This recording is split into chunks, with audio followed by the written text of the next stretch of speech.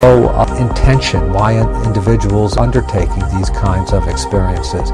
And with some substances, I think it's very important that young people understand that these are not recreational compounds. They're very serious.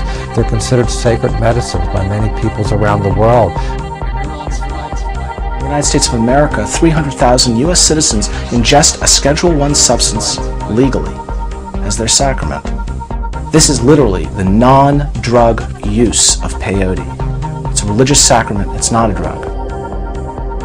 The plant hallucinogens in particular have profound implications for the treatment of addictive disorders. There's a good deal of interest in the West African plant iboga. Personally, I believe ayahuasca might prove to be the ideal plant concoction. One that is in the works is to offer MDMA to people who are with advanced stage cancer and be given a prognosis of less than 12 months of remaining life. If it helps, as I think it might, and cuts down on anxiety and may actually cut down on the need for pain medications, which means that they're less sedated, they're more alert, they have more ability to be cognitively with it.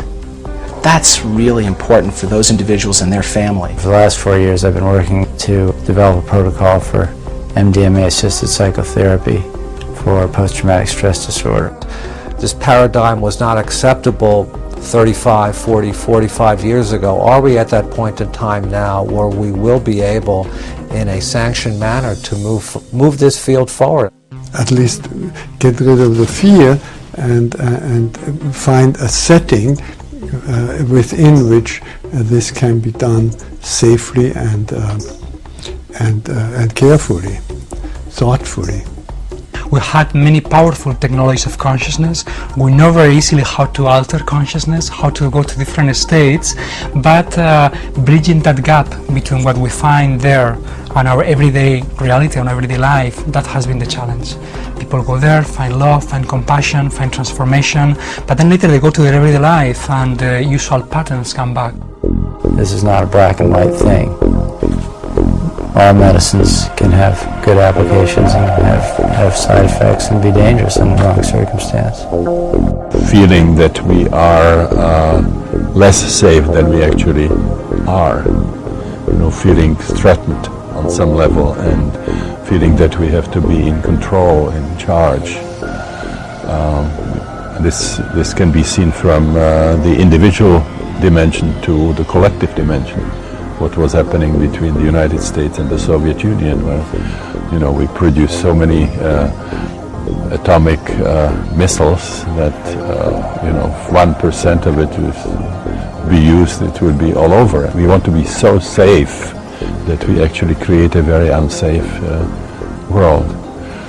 So a lot of this kind of inauthentic tendencies, the tendency to constantly have more of what we have, need to double, triple the gross national product as something that's guaranteed a good living standard, is just a fallacy.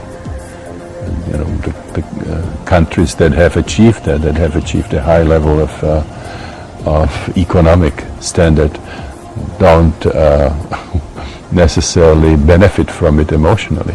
Actually, there's more violence, there is more suicide, there is more alcoholism, addiction, divorce, and so on.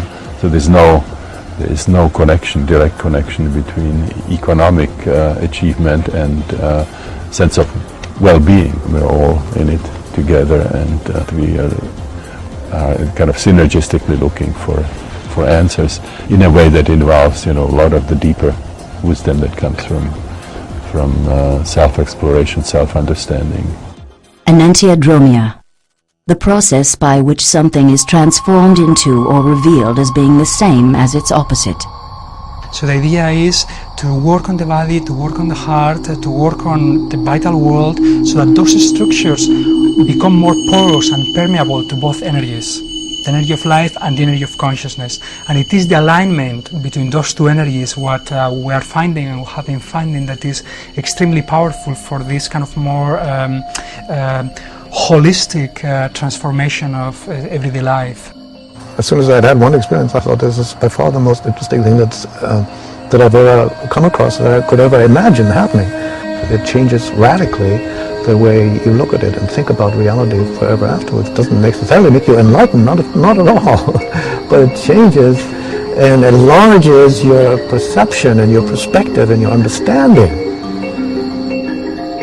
It's more critical now than ever because we do have even more devastating technologies, more hatred going on right now. It's a pivotal time in the world. So I hope the beauty of these experiences be our source of inspiration and healing as we move forward.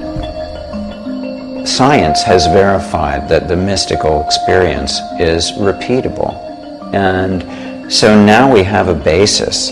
Now we have an injunctive religion, a truth that can be tested and has already been tested in the court of science. And you can't get more proof than that, except taking it yourself.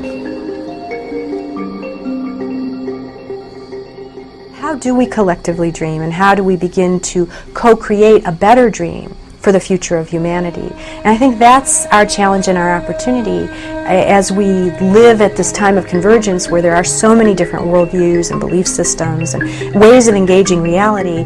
How do we seek that as an opportunity for creative convergence and the articulation and sharing of some new stories, some new dreams about our future possibilities? The key, in my opinion, would be to facilitate the rapid connectivity of that which is emergent, creative, right now. Goethe, who said that one person by themselves can accomplish little, but the person who unites him or herself with others at the right time can accomplish great deeds. I think Jung had a very, very important idea that we should somehow live, part of our life internally. We should do deep self-exploration, which also means transformation, and then combine somehow in our everyday life the deep knowledge and wisdom that would come from these inner states. And so the announcement needs to go forth. The quest is on. The journey is about to begin.